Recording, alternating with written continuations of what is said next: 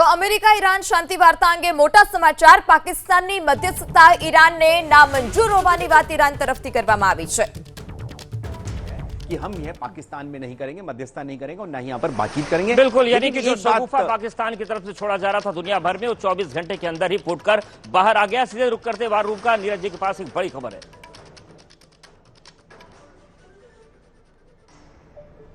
इस वक्त अवधेश जो वॉर रूम से बड़ी खबर हमें मिल रही है, इसी से जुड़ी हुई, जंग से जुड़ी हुई मिल रही है।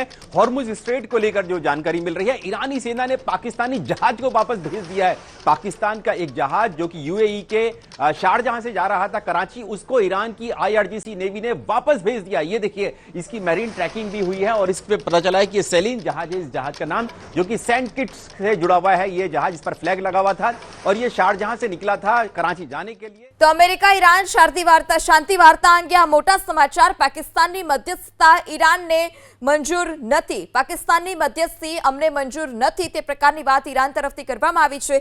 ईरान के जेणे पाकिस्तानने कड़क संदेश पण आप्यो छे, त्यारे पाकिस्ताननी मध्यस्थी थई शके छे ते प्रकारनी वात सामे आवी हती, परंतु ईरान के जेणे स्पष्ट इनकार कर्यो छे के पाकिस्ताननी मध्यस्थी तेओने मंजूर नथी।